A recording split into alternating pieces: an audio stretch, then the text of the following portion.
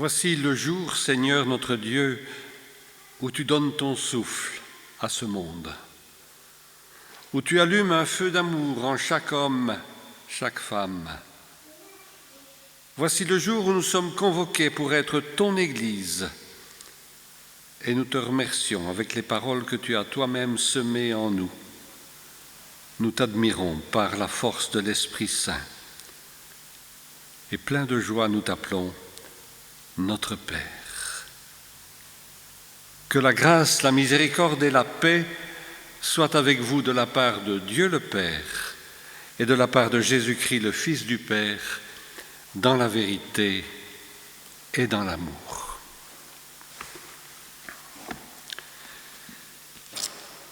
Extrait du psaume 104.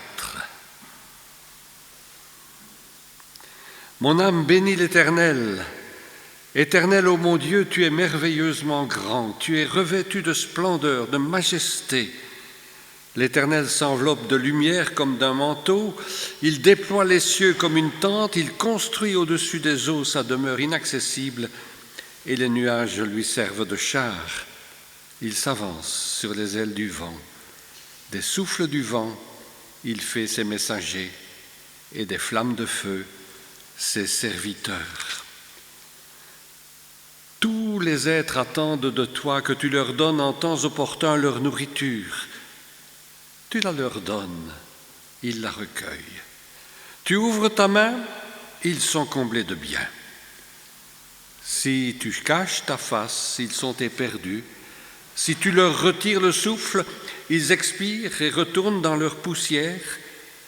S'ils reçoivent de nouveau ton souffle, ils revivent et te renouvellent la face de la terre.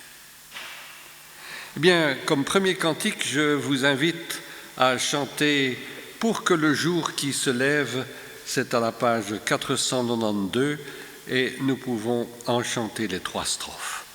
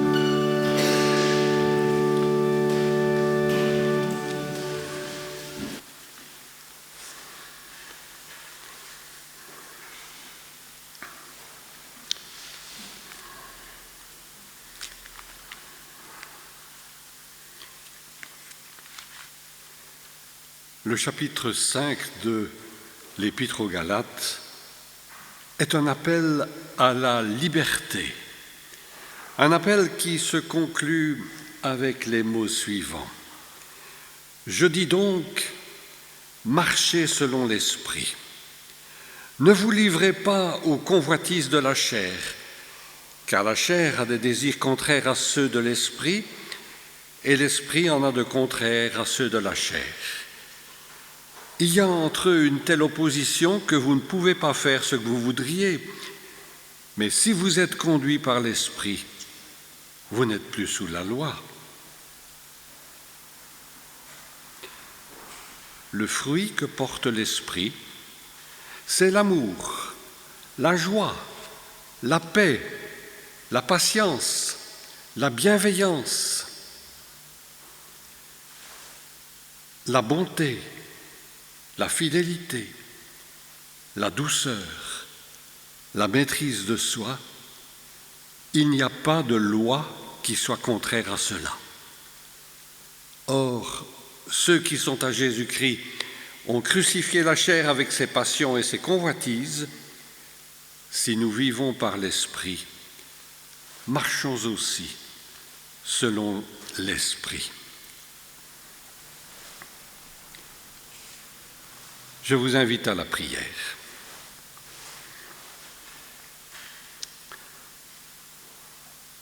Seigneur, tu es venu pour chercher et sauver ce qui était perdu. Et sans toi, nous sommes perdus. Viens nous sauver. Seigneur, tu es venu pour appeler les justes et les pécheurs.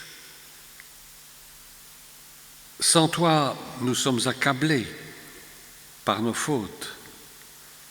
Viens nous sauver. Seigneur, tu es venu non pour abolir la loi, mais pour l'accomplir. Et sans toi, nous ne pouvons vivre dans l'amour qui est plénitude de la loi. Viens nous sauver. Seigneur, tu es venu non pour être servi, mais pour servir, donner ta vie en rançon pour la multitude. Sans toi, nous ne pouvons servir nos frères et sœurs en vérité. Viens nous sauver. Seigneur, tu es venu apporter le feu sur la terre. Sans toi, le mal resterait triomphant. Que brûle alors en nous le feu de ton esprit. Oui, viens nous sauver. Amen. Et c'est à la page 493 que je vous invite maintenant à chanter Dieu qui nous appelle à vivre les 4 strophes.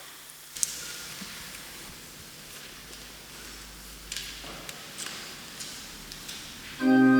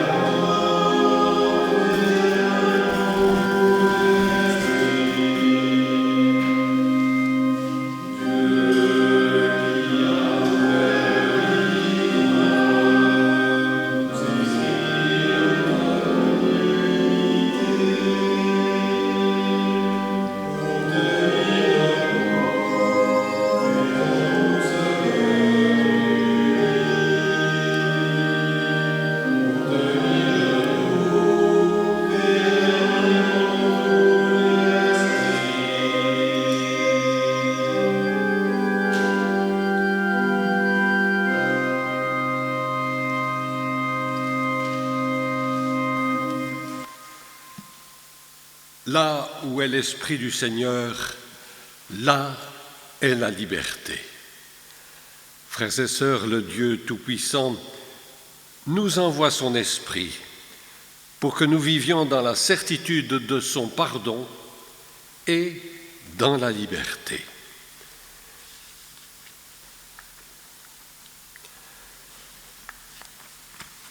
Pour la confession de foi, je vous invite à vous tenir debout.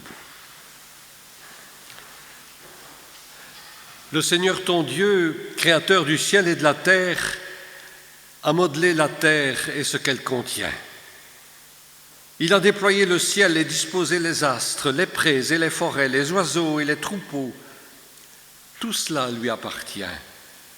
L'univers est à lui. C'est lui qui t'a placé dans le pays que tu habites. La terre qui te nourrit, il te l'a confiée. Toute sa création est pour toi. Prends-en possession, garde-la et occupe-t'en afin qu'elle te permette de vivre. Le Seigneur Jésus-Christ, pour toi, s'est fait homme. C'est lui qui te guérit de toute infirmité. Il prend sur son dos tes peines et ton fardeau. Il vient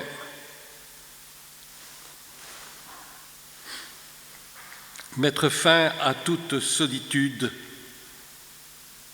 Il a tout donné pour devenir ton frère. Et c'est pour toi qu'il est mort, cloué sur la croix, afin qu'à nouveau tu puisses vivre. L'Esprit Saint veille sur la création, comme un oiseau silencieux qui plane au-dessus de son nid. Il vient établir sa demeure en toi, afin de déterrer des paroles oubliées, enfermées dans ton cœur, pour te les dire à nouveau avec des mots qui sont les tiens, afin que tes yeux voient les arbres applaudir à l'approche de Dieu, que tes oreilles entendent les ruisseaux chanter la venue du Seigneur et que ta bouche acclame celui qui te fait vivre. Amen. À la page 481, je vous invite à chanter les 3 premières strophes « Saint-Esprit, Dieu de lumière ».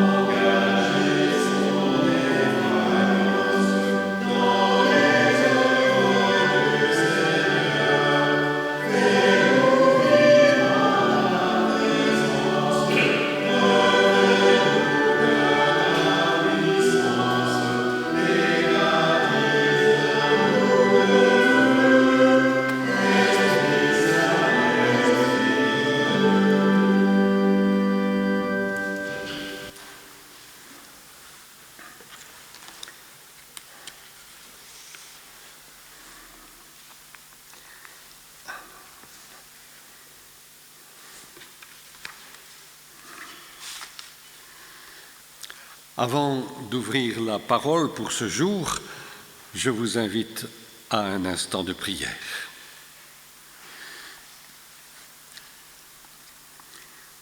Souffle ton esprit, Seigneur. Souffle ton esprit et nous entendrons ta parole. Souffle ton esprit et nous accueillerons ta parole.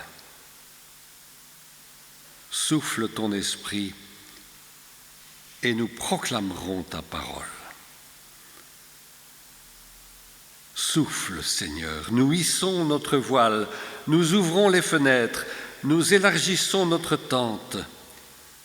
Souffle ton esprit, il sera pour nous esprit de confiance et de reconnaissance, esprit de joie et de foi, esprit d'échange et de louange.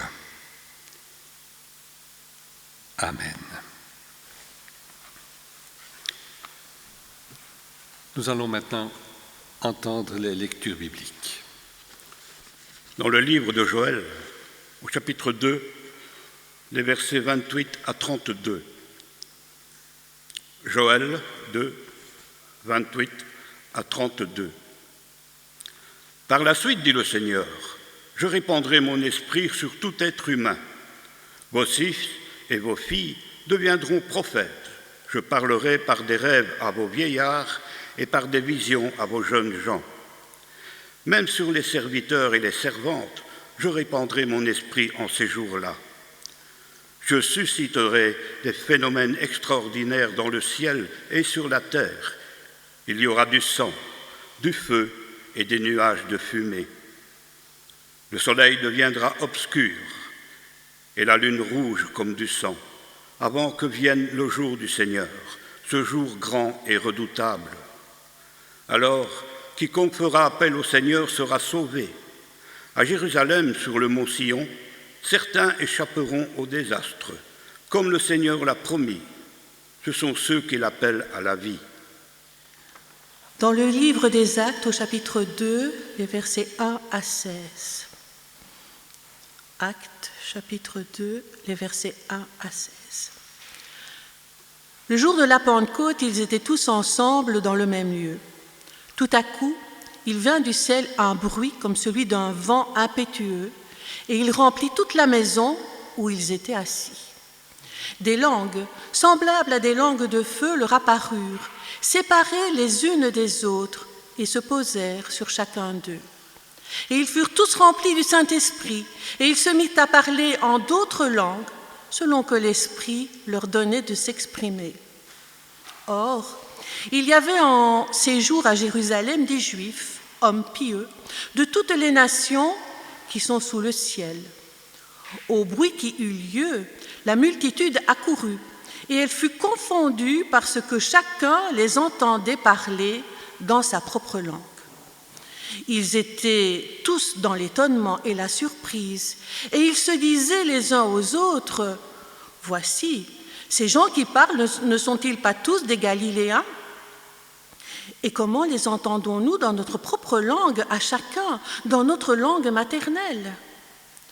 Parthes, Mèdes, Élamites, ceux qui habitent la Mésopotamie, la Judée, la Cappadoce, le Pont, l'Asie, la Phrygie, la Pamphylie, l'Égypte, le territoire de la Libye voisine de Cyrène, et ceux qui sont venus de Rome, juifs et prosélytes, crétois et arabes, comment les entendons-nous parler dans nos langues des merveilles de Dieu ?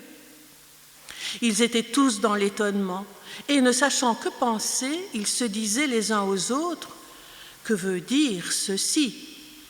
Mais d'autres se moquaient et disaient, « Ah, ils sont pleins de vin doux. » Alors Pierre, se présentant avec les 11, éleva la voix et leur parla en ces termes, « Hommes juifs, et vous tous qui séjournez à Jérusalem, sachez ceci et prêtez l'oreille à mes paroles.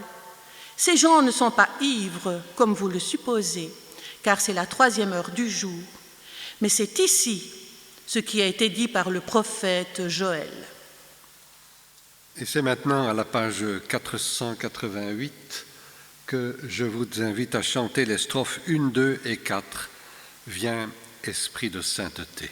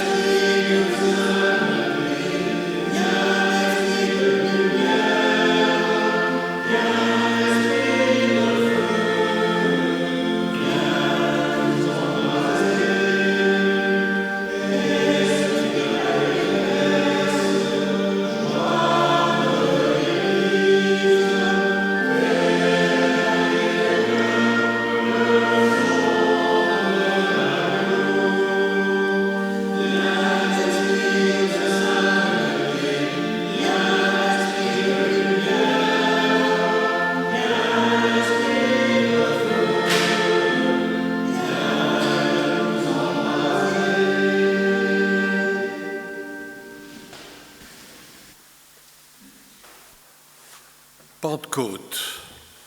Oui, Pentecôte, mais au fond, si vous n'êtes pas intéressé par l'étymologie, le nom de Pentecôte reste un peu énigmatique.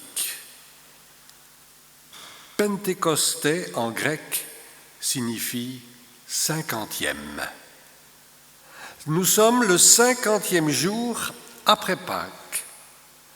Et cela reprend bien, mais avec d'autres mots, ce qui dans le judaïsme était la fête des semaines. 7 semaines après Pâques, et puis le dimanche qui suit les 7 semaines, le 50e jour. Si donc, pour ce qui est de la date, nous trouvons une sorte de parallélisme avec la fête juive des semaines, pour la signification, par contre, la fête chrétienne s'en écarte fortement, car l'événement fondateur de la Pentecôte chrétienne est en décalage, en rupture avec les fêtes agraires ou avec les simples anniversaires et souvenirs du passé. Et pourtant, par certains aspects, on pourrait dire aussi en une certaine continuité, voire en accomplissement du Premier Testament. La fête des semaines avait acquis une certaine importance au temps de Jésus. Bien que les évangiles ne relatent pas spécialement que Jésus y ait pris part, mais probablement l'a-t-il fait dans sa jeunesse. En suivant le récit des Actes, nous nous apercevons que pour la fête des semaines, comme pour les grandes fêtes religieuses juives, on montait à Jérusalem. Et ce centre de la vie religieuse faisait venir et revenir d'un peu partout des Juifs, non seulement de ceux vivant en Palestine, mais aussi de ceux qui étaient dispersés dans tout le pourtour méditerranéen ou encore dans des pays du Moyen-Orient plus à l'est, depuis la Mésopotamie jusqu'à Rome ou la Libye encore. Luc, vous l'avez entendu dans les Actes des Apôtres, Luc détaille les diverses provenances. Que s'est-il passé ce jour-là? Un événement difficile à décrire. Luc, qui le rapporte donc, en donne une image approximative, car un événement nouveau, un événement unique, peut difficilement être décrit avec les mots du langage commun.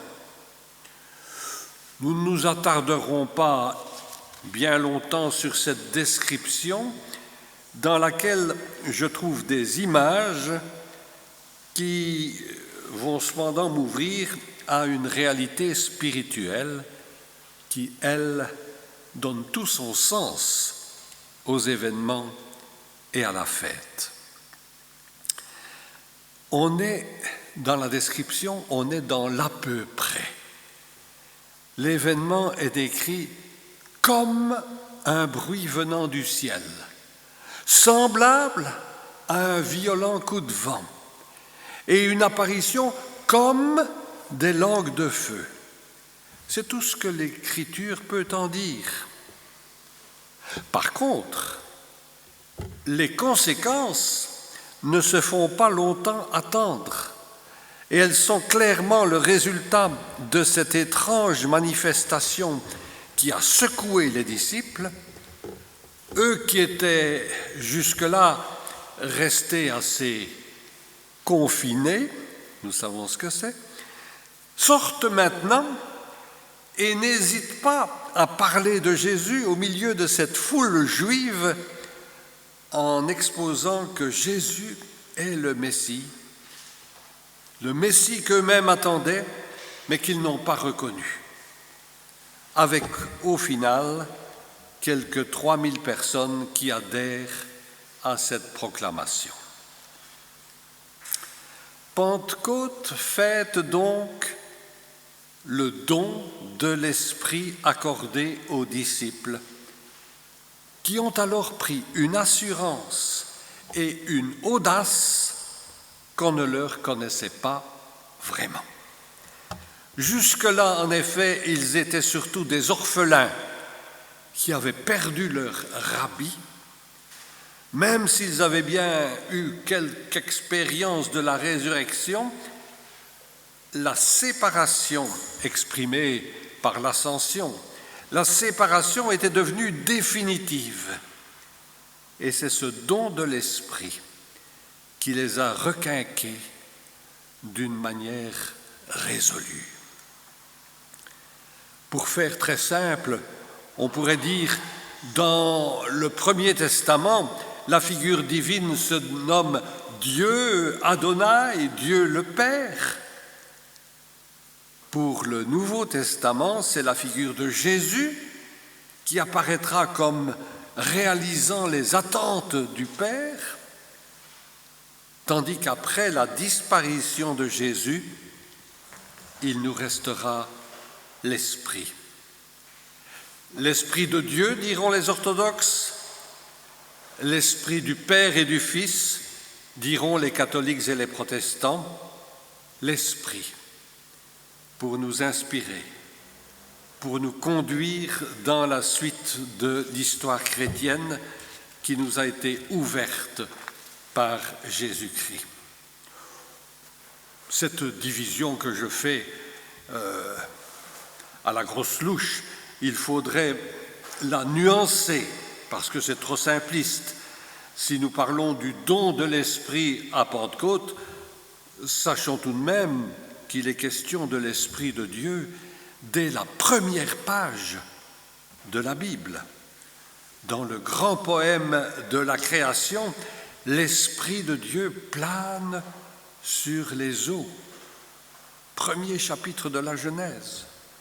Comme quoi, les classifications à l'emporte-pièce ne rendent jamais compte convenablement d'une réalité qui a besoin d'être beaucoup plus nuancée. Ceci n'étant qu'un des exemples des nuances qu'il nous faut mettre. Pentecôte est donc l'effusion de l'Esprit donnée comme une nouvelle manifestation de la personne divine. Mais au-delà de l'événement, toujours difficile à décrire, à rendre palpable pour nos intelligences quelques 20 siècles plus tard, qu'est-ce que Pentecôte veut alors nous dire aujourd'hui? C'est bien là l'important. Quel sens nous apporte encore cette fête? D'abord, c'est l'Esprit de Dieu, et j'ajoute avec les catholiques et les protestants, et l'Esprit du Christ, qui devient pour nous le fil conducteur de la vie.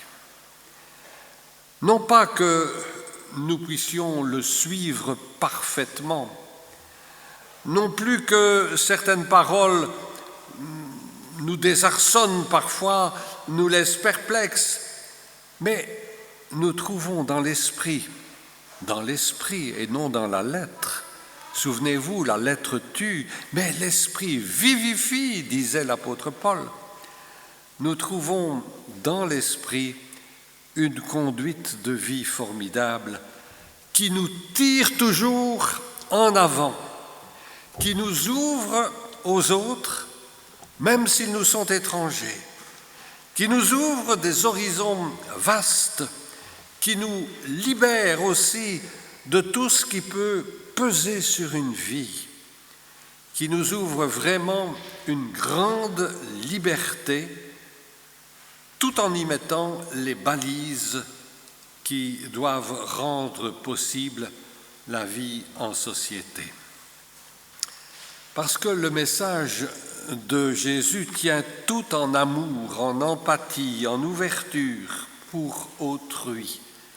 Et c'est bien son esprit qui nous le rappelle et qui nous y conduit.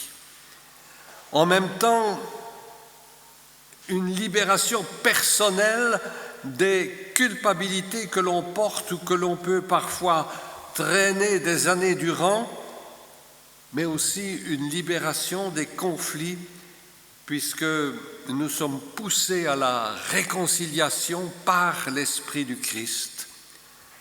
Réconciliation, un autre terme fondamental pour exprimer le bien-être vers lequel l'Esprit nous aspire. Mais l'esprit du message de Jésus et des prophètes du Premier Testament d'ailleurs, est surtout un formidable plaidoyer pour la paix et la justice étant d'ailleurs une condition fondamentale de la paix.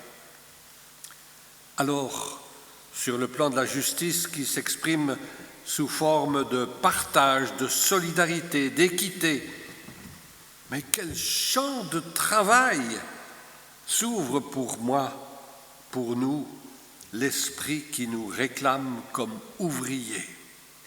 Œuvrer pour une justice qui fasse de tout homme, de toute femme, de tout enfant même, un être humain à part entière, debout dans la vie. Quelle que soit son origine, son milieu social, sa couleur de peau, sa nationalité, son choix sexuel ou encore ses carences, son handicap, son âge, que chaque être humain puisse vivre en concitoyen du monde, debout dans une pleine fraternité. C'est l'appel de l'Esprit du Christ. Bien sûr qu'on en est loin. C'est une utopie, c'est un rêve. Mais ce sont les rêves et même les utopies qui font avancer les choses quand on leur prête des bras, des jambes, quand on leur prête son savoir-faire et son savoir-être. On peut bien sûr s'étendre encore sur ce que signifie pour aujourd'hui le don de l'Esprit. J'aimerais noter particulièrement 3 effets collatéraux qui apparaissent dans le récit des Actes et qui me parlent particulièrement aujourd'hui. Pentecôte, c'est littéralement l'anniversaire de la naissance de l'Église. Le récit mentionne les 3000 premiers adhérents au message chrétien. Jusque-là, il y avait eu 12 disciples, puis qui n'étaient plus que 11, puis qui étaient redevenus 12 avec le choix d'un remplaçant, et sans doute aussi un cercle un peu plus large, un cercle qui contenait notamment un certain nombre de femmes qui soutenaient l'action des disciples. Mais on peut dire que c'est véritablement l'événement de Pentecôte et la prédication de Pierre. Alors le mouvement s'est davantage formalisé et a pris de l'ampleur. Quand je parle d'anniversaire de l'Église, il ne s'agit pas de bâtiment, mais d'une communauté d'esprit qui se forme, qui va grandissant, soit par le nombre à Jérusalem, soit dans les provinces adjacentes, soit aussi en émigrant dans toutes les régions couvertes par l'Empire romain, au point que sous l'empereur Constantin, début du IVe siècle, le christianisme deviendra la religion officielle de l'Empire.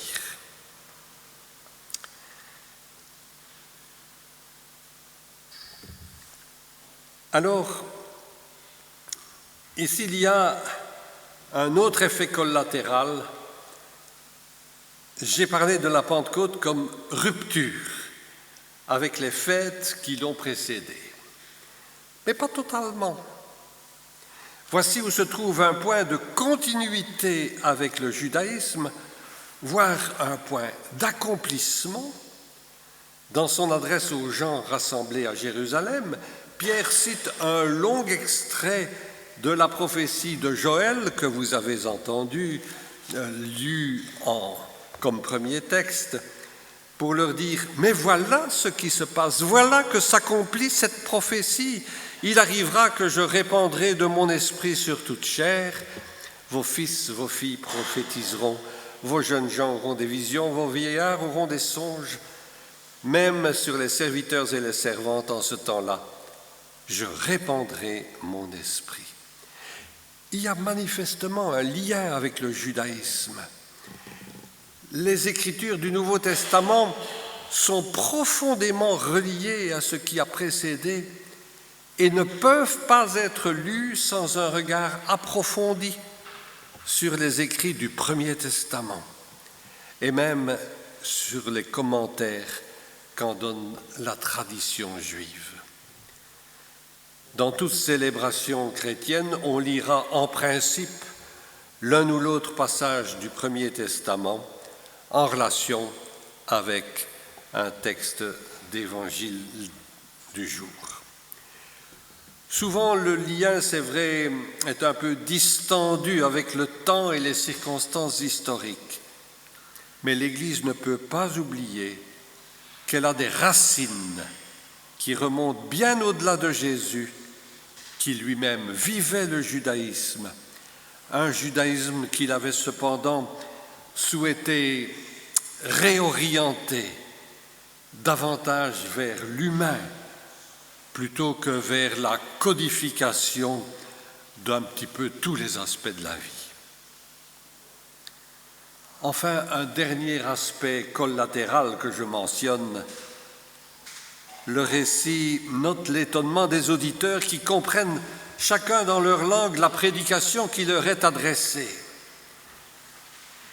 D'abord, je me pose la question de savoir si c'est si anormal.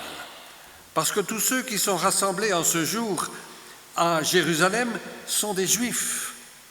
Même s'ils sont venus de Mésopotamie, de Libye, de Crète, de Rome, ce sont avant tout des Juifs.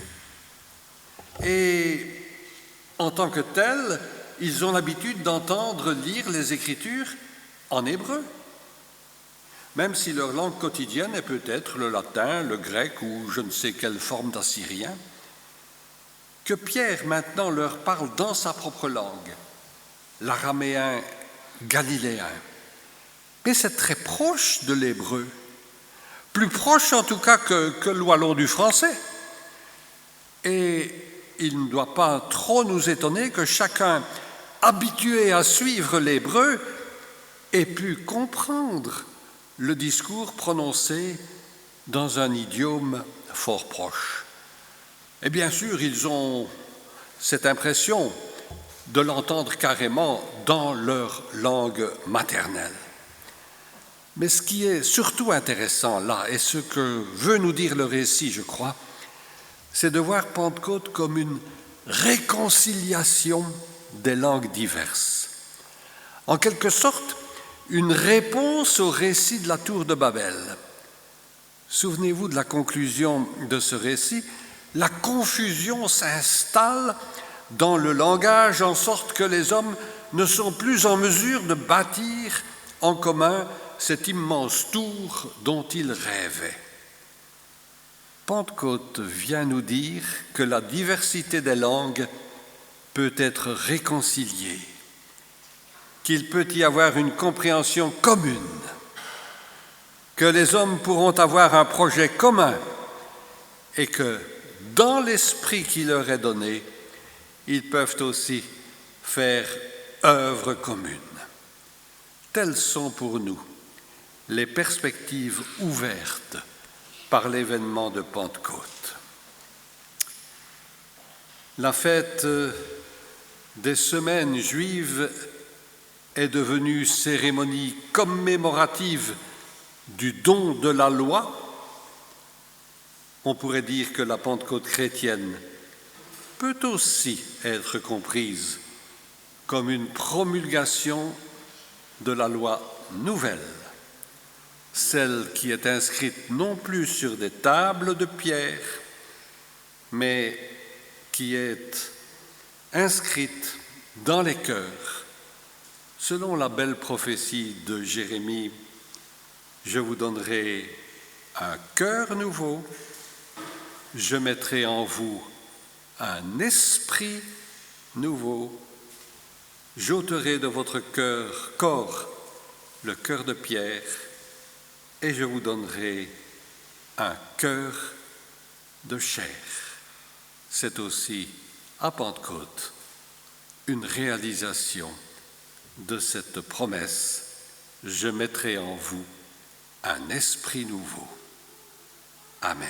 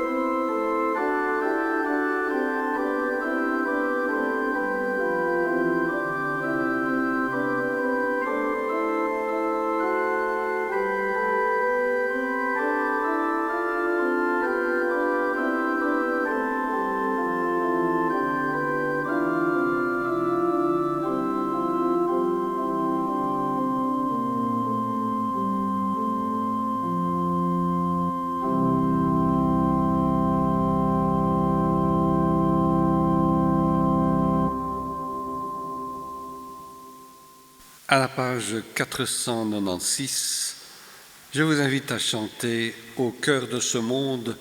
Nous prendrons les strophes 1 et 3.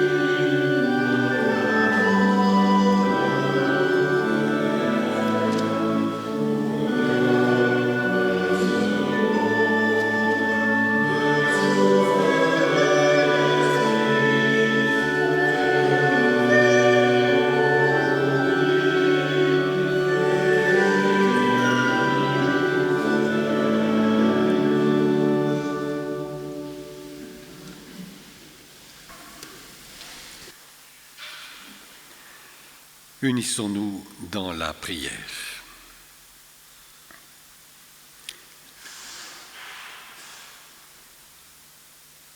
Ô Esprit Saint, Esprit de Dieu, nous te rendons grâce d'avoir sans cesse renouvelé la vie de ton Église depuis la première Pentecôte. Nous te rendons grâce car tu as donné la force aux faibles. Tu as délié la langue des muets et ils ont raconté tes œuvres magnifiques. Nous te rendons grâce, par toi des pécheurs se sont repentis, le riche et le pauvre se sont rencontrés, ceux qui étaient séparés ont ensemble loué le Seigneur et le monde a vu leur amour. Seigneur, fais maintenant resplendir ta gloire. Nous t'en prions que ton esprit puisse, comme au jour d'autrefois, susciter un élan dans ton peuple. Donne-nous ta lumière et ta joie.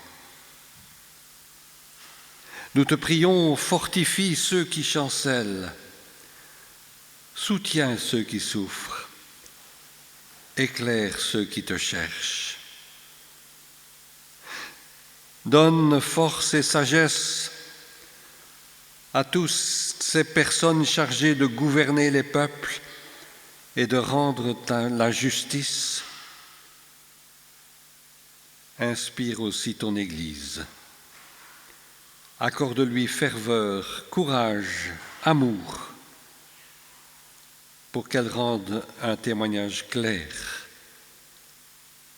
dans la société d'aujourd'hui. Nous t'en prions, Seigneur, c'est dans l'Esprit aussi que nous t'adressons cette prière. Amen.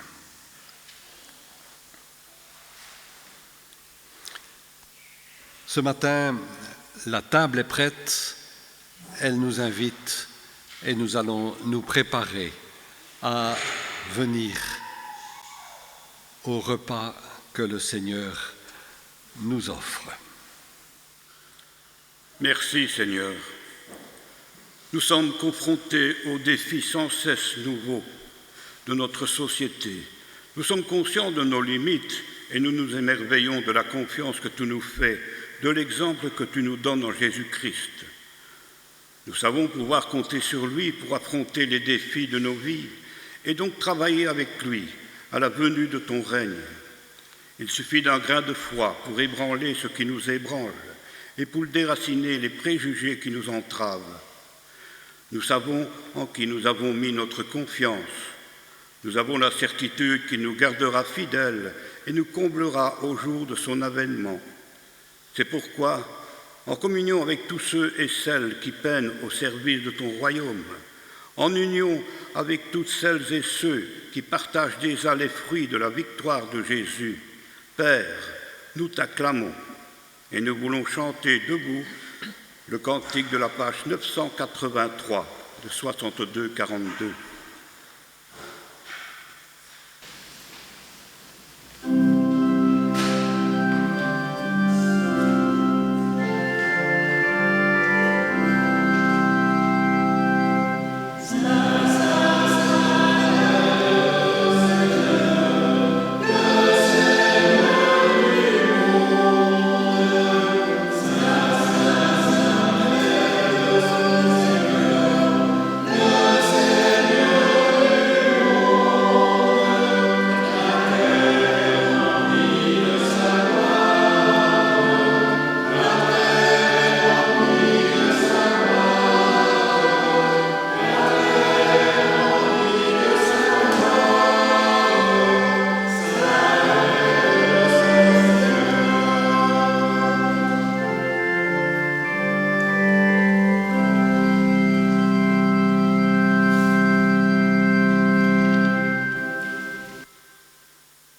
La nuit où Jésus fut livré, il prit du pain dans ses mains, leva les yeux vers toi, notre Dieu, son Père Tout-Puissant. Il te rendit grâce, il rompit le pain et le distribua à ses amis en disant « Prenez et mangez, ceci est mon corps pour vous, faites ceci en mémoire de moi. » De même, il prit la coupe, rendit grâce et dit « Cette coupe est la nouvelle alliance en mon sang, répandue pour vous et pour tous les hommes en rémission des péchés. Chaque fois que vous boirez de cette coupe, vous le ferez en mémoire de moi. »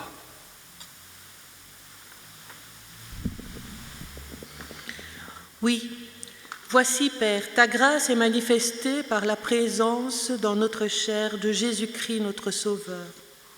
Par lui, tu as détruit la mort, tu as fait briller la vie et l'espérance. Et maintenant, tu nous associes à sa passion et tu nous appelles au service de la bonne nouvelle. Nous avons la certitude qu'il nous aidera à garder le message qu'il nous a confié en attendant son avènement. C'est pourquoi, Père, nous te prions de raviver en nous le don de l'Esprit. Père, augmente en nous la foi, rends-nous capables de faire face aux tâches et aux épreuves du temps présent. Rends-nous capables de profiter des leçons du passé, de vivre l'aujourd'hui que tu nous donnes dans l'espérance de l'avenir promis. Donne du dynamisme et de la santé spirituelle à ceux qui ont pour mission de nourrir notre foi. Rappelle-nous que nous sommes, chacun pour sa part, les serviteurs de ton projet et les témoins de l'espérance. Et nous pouvons poursuivre par le cantique de la page 527. Nous sommes 1. Page 527.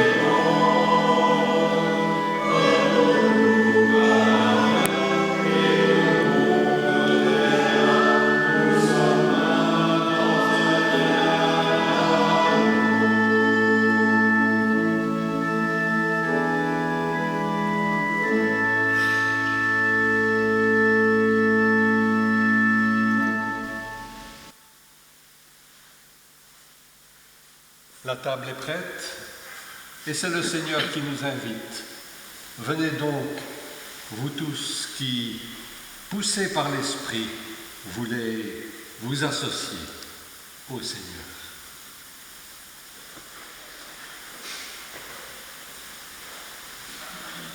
Voici le pain de vie. Celui qui mange de ce pain n'aura plus jamais faim.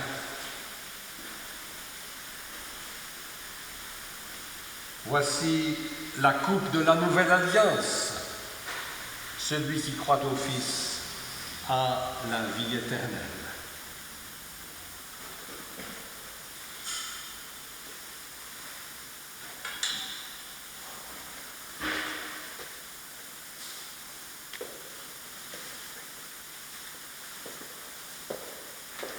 Page 706. Merci. 45-21, trouver dans la vie ta présence. Page 706.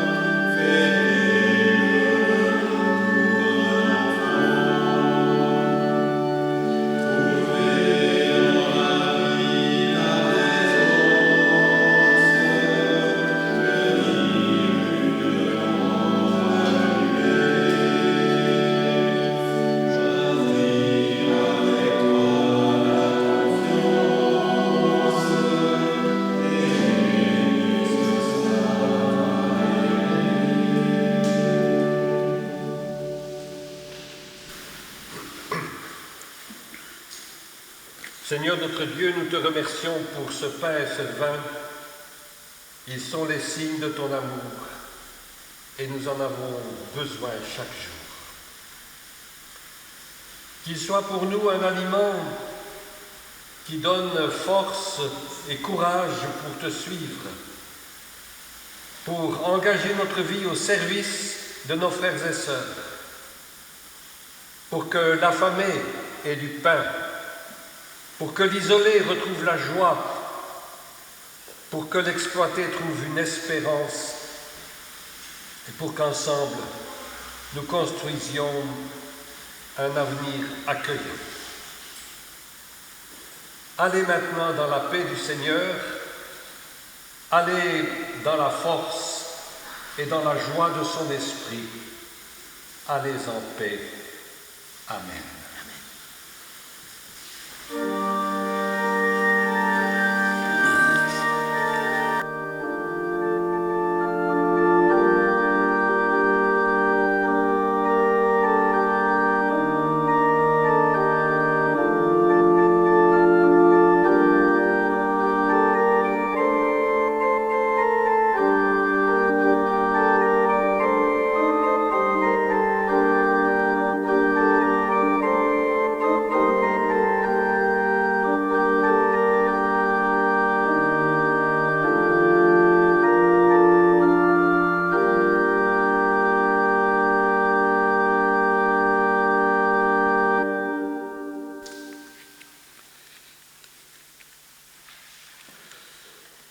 Je voudrais remercier le pasteur Daniel Van Escott de nous avoir fait la joie de nous accompagner dans ce culte et de nous guider dans cette prédication.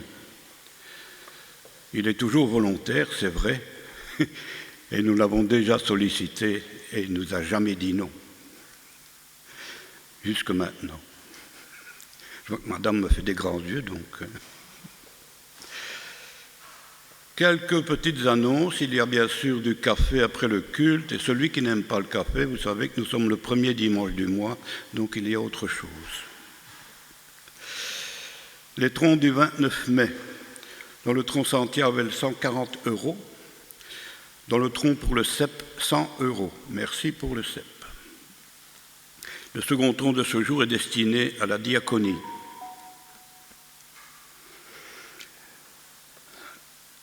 Quelques dates. Le 7 juin à 19 h, dans nos locaux, nous aurons un interconsistoire avec les paroisses de Boussu et de Dour en pôle 1. La prochaine réunion de prière œcuménique aura lieu le 17 juin à 14 h. Et la prochaine étude biblique aura lieu le 19 juin avec pour thème la Seine. Elle sera conduite par notre frère Christian Bouillon. Il y aura un repas entre le culte et l'étude biblique pour ceux qui veulent participer à ce repas. Bien sûr, l'étude biblique, c'est à 14 h 30.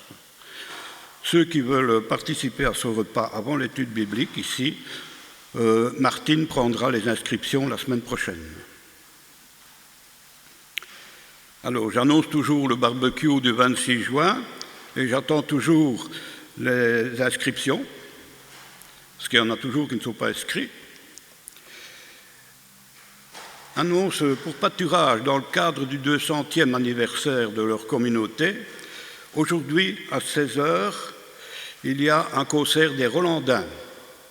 La prévente est terminée et l'entrée est fixée à 10 €.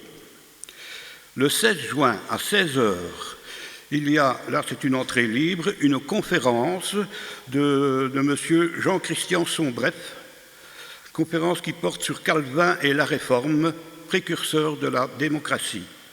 Donc le 16 juin à 16 h au Temple de Pâturage.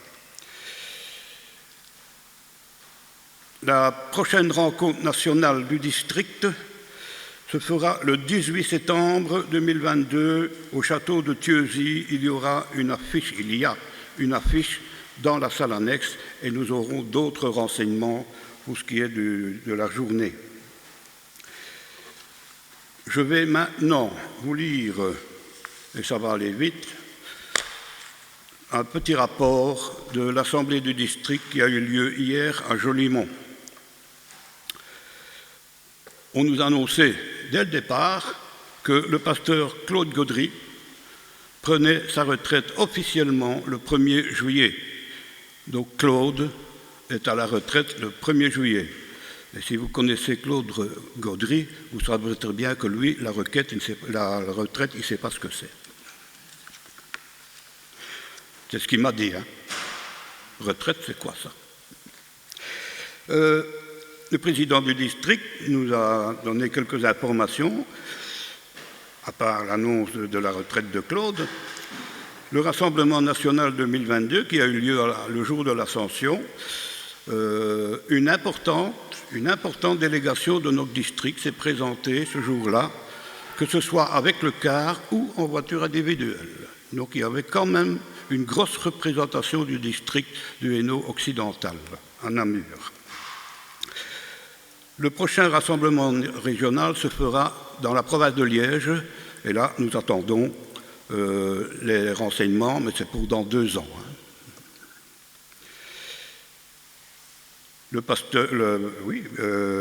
Vincent Bianchi, le président, a rappelé les anniversaires des communautés, c'est-à-dire les 200 ans de la paroisse de pâturage, la communauté de la paroisse de pâturage, les 150 ans de la communauté de la paroisse de Carnion, et, nous ne le savions pas, les 150 ans de la communauté de la paroisse de Baudour-Herchy. Mais là, les activités vont seulement arriver. Il y a eu un appel aux délégués et aux suppléants pour la délégation de l'Assemblée synodale du district du Hainaut occidental. Il y a 3 postes à pourvoir. Le prochain conseil de district se tiendra à Ouham le 10 septembre, et le 6 septembre, il y aura un culte télévisé au temple de pâturage. On m'a dit le 6 septembre en direct. Ça m'étonnerait beaucoup parce que ça doit être un mardi si mes souvenirs sont bons. Le 6 septembre, ce n'est pas un dimanche en tout cas. Donc, culte télévisé à pâturage le 6 septembre, c'est sûrement un enregistrement. Le représentant du district au conseil synodal nous a informé que le conseil de district a rencontré tous les représentants des différents districts de l'EPUB et qu'il visitera prochainement, le 30 juin, à Pâturage, il visitera le district du Hainaut occidental, c'est-à-dire via son conseil de district. Un autre point de l'EPUB, c'était un point un petit peu spécial, ce sont les ASBL de l'EPUB, les grosses ASBL de l'EPUB national, qui, pour certaines, vont fusionner. Il y aura une fusion de certaines ASBL qui seront reprises sous le nom bien connu d'Uniprobel, qui est la ASBL de base de l'EPUB. On nous a parlé aussi des cours de religion et de la problématique des cours de religion et la problématique des cours de religion dans l'avenir. Et puis, la paroisse de Jolimont sera vraisemblablement, et tout ça est en discussion, réattachée au district de Hainaut, Namur-Luxembourg, donc du district de Hainaut oriental. Jolimont quittera notre district pour l'autre district et on verra, ils ne sont pas mécontents de la chose non plus. Le trésorier national nous rappelle les cibles. Pour nous, nous sommes en ordre et a spécifié que la cible du district a été augmentée cette année de 100 € pour le financement de la diaconie régionale. Là aussi, nous sommes en ordre de cible. Alors, quelques divers. Claude Gaudry nous affirme que la prochaine Assemblée générale des OP se tiendra le 20 juin à 19 h. Je dispose du rapport de l'année passée des OP. celui qui veut le consulter, le rapport est dans la salle du consistoire. 19h au temple de Glain, l'Assemblée. Et là, ça va être des problèmes pour le parking. Enfin. Alors, pour les vacances en Italie organisées par le SPJ et le district du Hainaut oriental, 25 jeunes sont inscrits. Donc, ce voyage aura lieu, ces vacances auront lieu, avec 25 jeunes. Et puis, ils nous ont annoncé le CAP, le SPJ, le CAP, CAP 2023. C'est un voyage qui rassemble 2 jeunes par district. Et ça se fera en Rwanda cette année, l'année prochaine. Voilà, je crois que j'en ai fini pour toutes les annonces. Il y en avait pas mal. Bon dimanche. L'apôtre Paul exhorte les Thessaloniciens, soyez toujours joyeux, priez sans cesse, rendez grâce pour toutes choses, telle est à votre égard la volonté de Dieu en Jésus-Christ. N'éteignez pas l'esprit, ne méprisez pas les prophéties, éprouvez toutes choses et retenez ce qui est bon, abstenez-vous du mal sous toutes ses formes. Et que le Dieu de paix vous sanctifie lui-même parfaitement, que votre être tout entier, l'esprit, l'âme et le corps, soient conservés irrépréhensibles pour l'avènement de notre Seigneur Jésus-Christ. Celui qui vous a appelé est fidèle et c'est lui qui accomplira cette œuvre. Amen. Nous terminons avec le chant à la page 487, Souffle du Dieu vivant, l'Esprit créateur.